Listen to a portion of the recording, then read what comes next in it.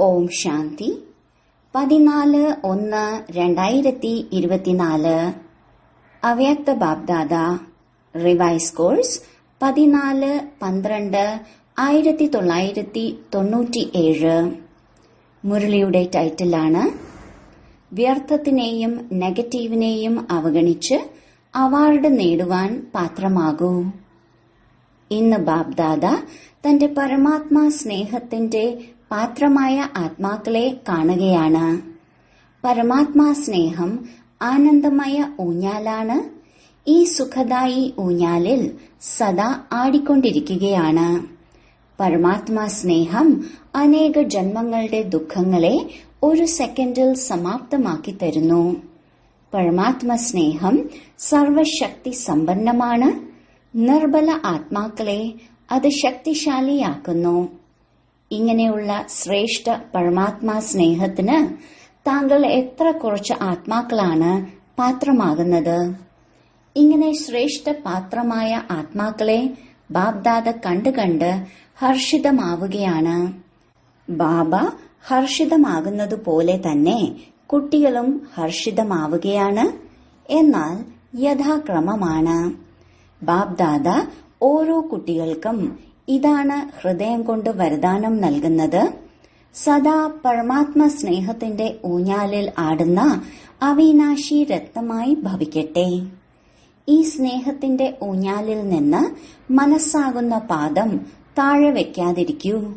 എന്തെന്നാൽ മുഴുവൻ വിശ്വത്തിലെ ആത്മാക്കളിലും പരമാത്മാവിന്റെ ഓമനകളാണ്, സ്നേഹികളാണ്.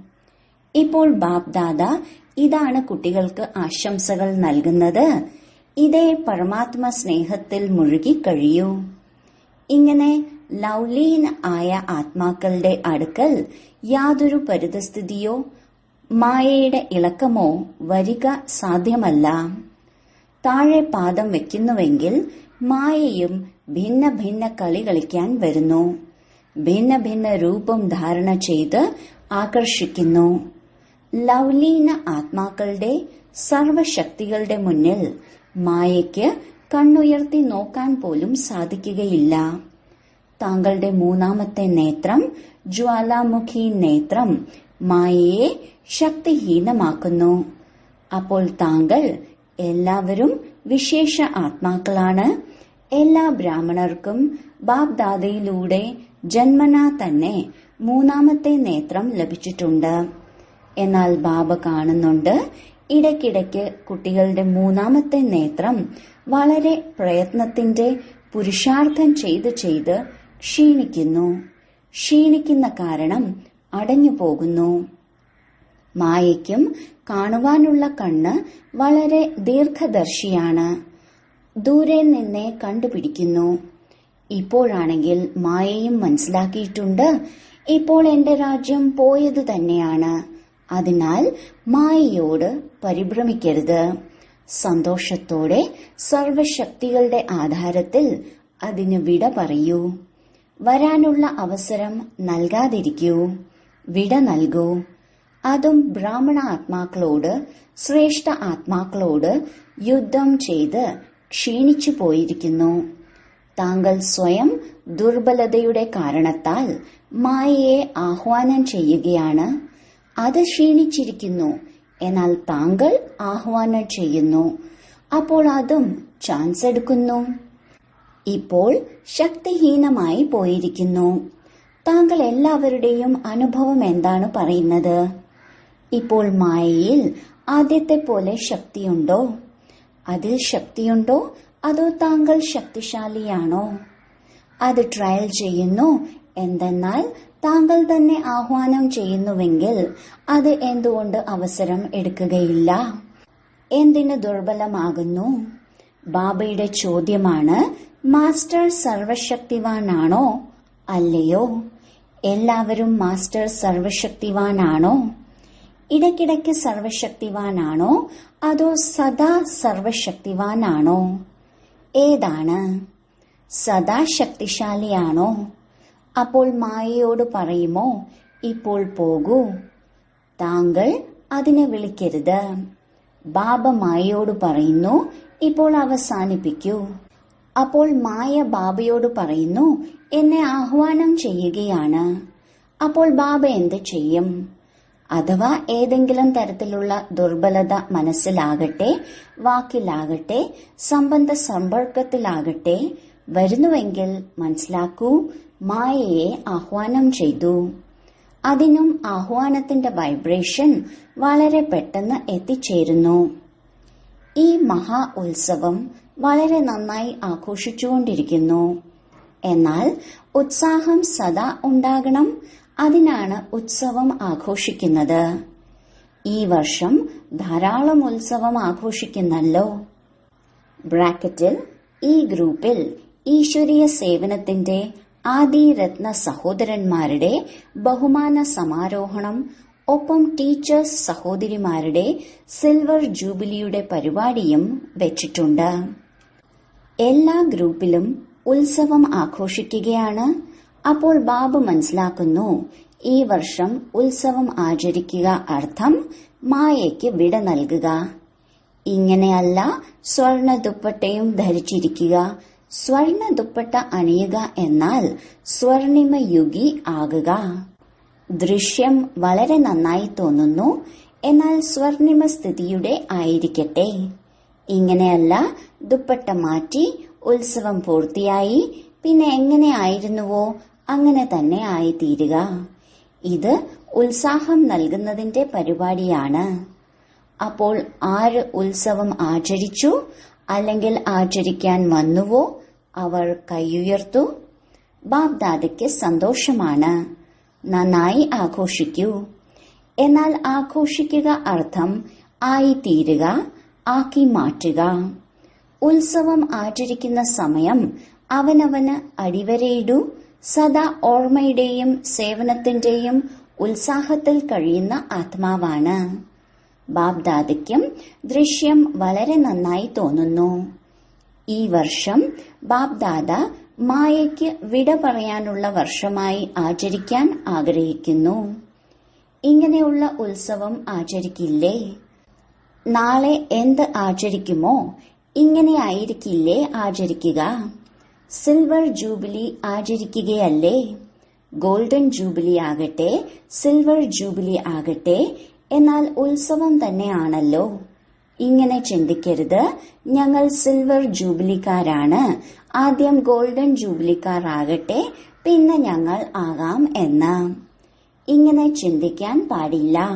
ഒപ്പം ആര് ആചരിച്ചതേ ഇല്ല അവരും ഇങ്ങനെ കരുതരുത്.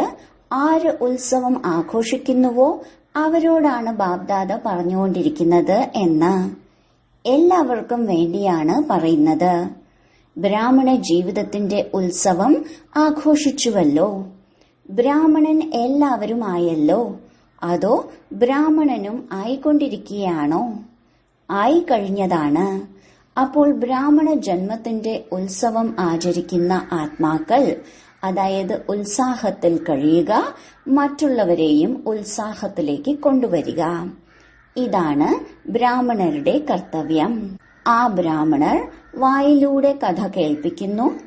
താങ്കൾ ബ്രാഹ്മണർ വായിലൂടെയും പറയുന്നു, ഉത്സാഹം നൽകുന്നതിനായി സംസാരിക്കുന്നു. എങ്ങനെയുള്ള ആത്മാവാകട്ടെ, താങ്കളുടെ വിരോധി ആത്മാവാകട്ടെ, എന്തെന്നാൽ കർമ്മക്കണക്കും ഇവിടെ തന്നെ തീർപ്പാക്കേണ്ടതാണ്. എന്നാൽ എങ്ങനെയുള്ള ആത്മാവാകട്ടെ, ബ്രാഹ്മണരുടെ ജോലിയാണ് ഉത്സാഹഭരിതമായ കഥ കേൾപ്പിക്കുക, ഉത്സാഹത്തിന്റെ കാര്യങ്ങൾ കേൾപ്പിക്കുക. അവർ കരയുകയാണ്, താങ്കൾ അവരെ ഉത്സാഹത്തിൽ നൃത്തം ചെയ്യിക്കൂ. ഏതെങ്കിലും ഹൃദയത്തിൽ ഉത്സാഹമുണ്ടെങ്കിൽ എന്താണ് സംഭവിക്കുന്നത്? പാദം നൃത്തം ചവിട്ടുന്നു. ഈ പരിപാടിയിൽ ചെയ്യുന്നത് പോലെ അപ്പോൾ അവസാനം എന്താണ് ചെയ്യുക? എല്ലാവരും ഡാൻസ് ചെയ്യില്ലേ? ഇത് പാദങ്ങളുടെ ഡാൻസാണ്. ബ്രാഹ്മണാത്മാവിന് ഉത്സാഹം നൽകുകയും ഉത്സാഹത്തിൽ കഴിയുകയും കൂടാതെ ഇരിക്കാനാവില്ല. ഉത്സാഹം അകറ്റുന്ന കാര്യങ്ങൾ സംഭവിക്കുന്നു, സംഭവിക്കുകയും ചെയ്യും. എന്നാൽ ബാബ്ദാദ ഈ വർഷത്തിൽ എല്ലാ കുട്ടികളിലും ഇതേ ശുഭ ആശയാണ് വെക്കുന്നത്. കഴിഞ്ഞത് കഴിഞ്ഞു, എങ്ങനെയുള്ള ആത്മാക്കൾ സംബന്ധ സമ്പർക്കത്തിൽ കഴിയുന്നു, എങ്ങനെയുമാകട്ടെ, നെഗറ്റീവ് തന്നെ ആകട്ടെ, എതിരിടുന്നവരും ആകാം, ബ്രാഹ്മണ ജീവിതത്തെ ഇളക്കുന്നവരുമാകാം. എന്നാൽ ഈ വർഷത്തിൽ നെഗറ്റീവ് വേസ്റ്റ് കാഴ്ചപ്പാട് സമാപ്തമാക്കൂ. സ്നേഹം നൽകൂ, ശക്തി നൽകൂ. അഥവാ സ്നേഹം നൽകാൻ കഴിയുകയില്ല എങ്കിൽ, ശക്തി നൽകാൻ കഴിയുകയില്ല എങ്കിൽ, കാണുന്ന കേൾക്കുന്ന സമ്പർക്കത്തിൽ വരുന്ന വ്യർത്ഥവും നെഗറ്റീവുമായ കാര്യങ്ങളെ ഹൃദയത്തിൽ ധാരണ ചെയ്യുന്നതിൽ അവഗണിക്കൂ. മനസ്സിലും ബുദ്ധിയിലും ധാരണയാകരുത്, അത് അവഗണിക്കൂ, പരിവർത്തനപ്പെടുത്തൂ. നെഗറ്റീവിനെ അല്ലെങ്കിൽ വേസ്റ്റിനെ പരിവർത്തനപ്പെടുത്തി ഹൃദയത്തിൽ വയ്ക്കൂ. ഇങ്ങനെ രണ്ട് കാര്യങ്ങളുടെയും അവഗണന ചെയ്യുമെങ്കിൽ അവർക്ക് ബാബ്ദാദ ബ്രാഹ്മണ പരിവാരത്തിലൂടെ വളരെ നല്ലതിലും നല്ല, വലുതിലും വലിയ അവാർഡ് തരും.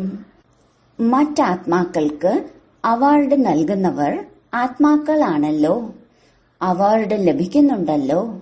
അപ്പോൾ ഇത് പരമാത്മാ അവാർഡാണ്. അവാർഡ് നൽകൂ, അവാർഡ് നേടൂ. ധൈര്യമുണ്ടോ? ശരി. പാണ്ഡവർ ആരെല്ലാം പരിപാടി ആഘോഷിക്കുന്നുവോ അവർക്ക് ധൈര്യമുണ്ടോ? അവാർഡ് വാങ്ങുമോ? എല്ലാവരും കൈയുയർത്തി. ഇന്നത്തെ തീയതി അടിവരെ ഇടുക. ഇന്ന് എന്താണ് തീയതി? ബ്രാക്കറ്റിൽ 14 ഡിസംബർ. അപ്പോൾ ഓരോ മാസവും 14-ാം തീയതി അവനവനെ പരിശോധിക്കുക. ശരി, സിൽവർ ജൂബിലിക്കാർ ആരെല്ലാം വിചാരിക്കുന്നു അവാർഡ് വാങ്ങും എന്ന് അവർ കൈ ഉയർത്തു. ഇങ്ങനെ നോക്കി നോക്കി ഉയർത്തേണ്ട, ലജ്ജയുടെ കാരണത്താൽ ഉയർത്തേണ്ട. ബാബ്ദാദ അവസരം നൽകുകയാണ്.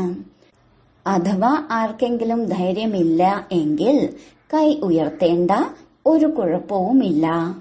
ബാബ്ദാദ കൂടുതൽ സകാശ് നൽകും. ഇങ്ങനെ ഒരു കാര്യവുമില്ല. ഇങ്ങനെ ആരെങ്കിലും ഉണ്ടോ കുറച്ചുകൂടി ധൈര്യം വേണം എന്ന് വിചാരിക്കുന്നവർ? ഏതെങ്കിലും സിൽവർ ജൂബിലിക്കാരായ ടീച്ചേഴ്സ് ഇങ്ങനെ ഉണ്ടോ? ശരി, കൈ ഉയർത്തേണ്ട. ലജ്ജ വരുന്നുവെങ്കിൽ എഴുതി തരിക. പരിപാടി ആഘോഷിക്കുമ്പോൾ തരിക. ഇവർക്ക് ധൈര്യം അധികം വേണം എന്ന് മനസ്സിലാക്കുന്നു. അപ്പോൾ അവർക്ക് വിശേഷിച്ച് ട്യൂഷൻ വയ്ക്കും. ആരാണോ പഠിപ്പിൽ ദുർബലമാകുന്നത് എന്താണ് ചെയ്യുക? ട്യൂഷൻ വയ്ക്കാറില്ലേ? ശരി, മധുബൻകാർ കൈ ഉയർത്തു. എണീറ്റ് നിൽക്കൂ. മധുബൻകാർ ചാൻസ് നന്നായി എടുക്കുന്നു. നല്ലത്. മധുബൻകാർ അവാർഡ് വാങ്ങുമോ? എല്ലാവരും എഴുന്നേറ്റുവോ? ട്യൂഷൻ ആവശ്യമില്ലേ? ധൈര്യശാലികളാണ്. ശരി, ബാബ്ദാദ കണക്കെടുക്കാം. മധുബൻകാർക്ക് ആശംസകൾ. അപ്പോൾ ഈ വർഷം വിട നൽകുന്നതിന്റെയും ആശംസകളുടെയും ആണ്.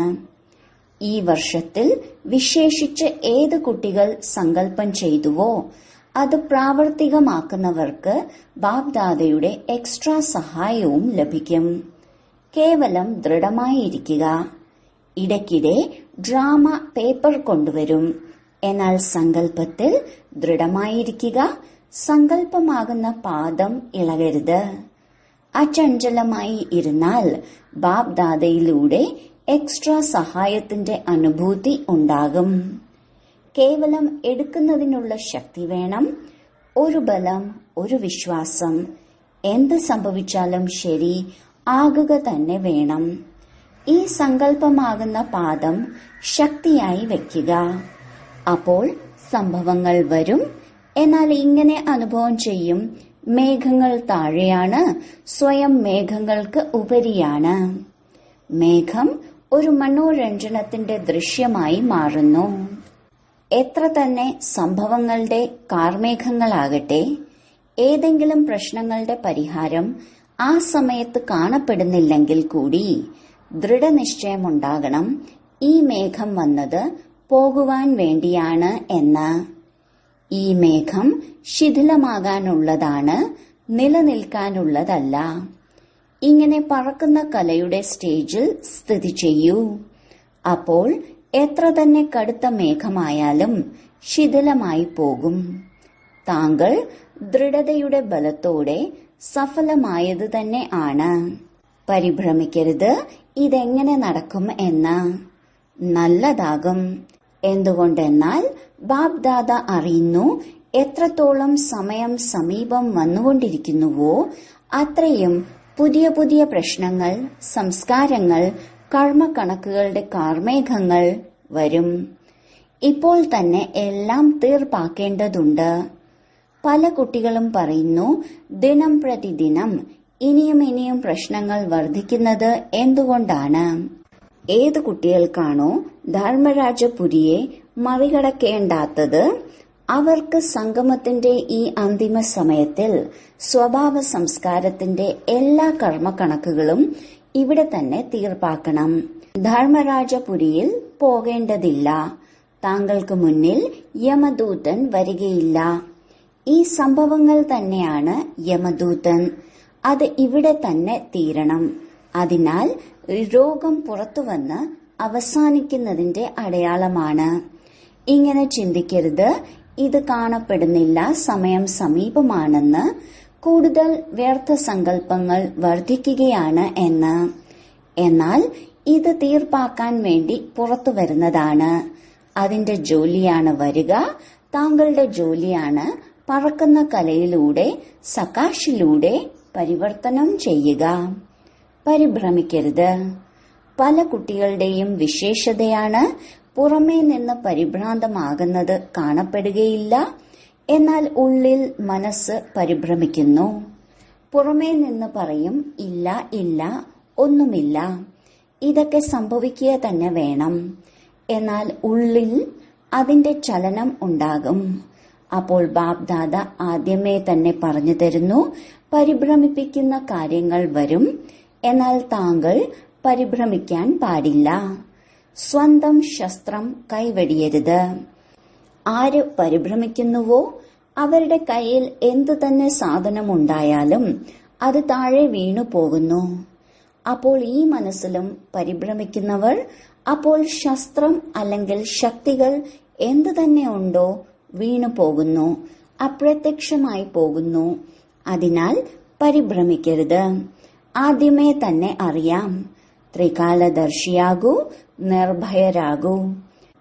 ബ്രാഹ്മണർ പരസ്പരമുള്ള ബന്ധത്തിൽ നിർഭയരാകരുത്, മായയോട് നിർഭയരാകൂ.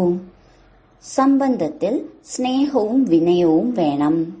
ആര് എങ്ങനെയായാലും താങ്കൾ ഹൃദയം കൊണ്ട് സ്നേഹം നൽകൂ, ശുഭഭാവന നൽകൂ, ദയ കാണിക്കൂ. വിനീതരായി അവരെ മുന്നിൽ വെച്ച് മുന്നോട്ടുയർത്തൂ. ഇതിനെയാണ് പറയുന്നത് കാരണമാകുന്ന നെഗറ്റീവിനെ പരിഹാരമാകുന്ന പോസിറ്റീവ് ആക്കൂ എന്ന്. ഇത് കാരണം, ഇത് കാരണം, ഇത് കാരണം. കാരണം അല്ലെങ്കിൽ പ്രശ്നങ്ങൾക്ക് പോസിറ്റീവ് അല്ലെങ്കിൽ പരിഹാരം ഉണ്ടാക്കൂ. ബാബ് ദാദ ഒരു കാര്യത്തിൽ ഇടയ്ക്കിടെ ചിരിക്കുന്നു. അറിയാമോ ഏത് കാര്യമാണ് എന്ന്? അറിയാമോ? ഒരു വശത്ത് വെല്ലുവിളിക്കുകയാണ്, ബാബ ഞാൻ പ്രകൃതി ജീത്താകും, പ്രകൃതിയെയും പരിവർത്തനപ്പെടുത്തും. ഇത് പറയാറില്ലേ? പ്രകൃതിയെ മാറ്റുകയില്ലേ? ഇങ്ങനെ വെല്ലുവിളിക്കുന്നവർക്ക് പ്രകൃതിയെ പരിവർത്തനപ്പെടുത്തുവാൻ സാധിക്കും. എന്നാൽ എപ്പോൾ സംബന്ധ സമ്പർക്കത്തിൽ എന്തെങ്കിലും പ്രശ്നങ്ങൾ വരുന്നു അതിന് പരിഹാരം കാണാൻ സാധിക്കുന്നില്ല, പരിവർത്തനം ചെയ്യാൻ കഴിയുന്നില്ല.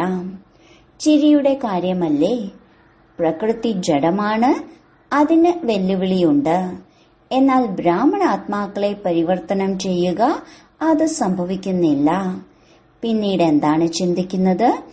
ഇത് സാധിക്കുകയില്ല, അത് നടക്കുകയേ ഇല്ല, സംഭവിക്കുകയേ ഇല്ല, മാറ്റാനോ കഴിയില്ല. അപ്പോൾ പ്രകൃതിയെ എങ്ങനെ മാറ്റും?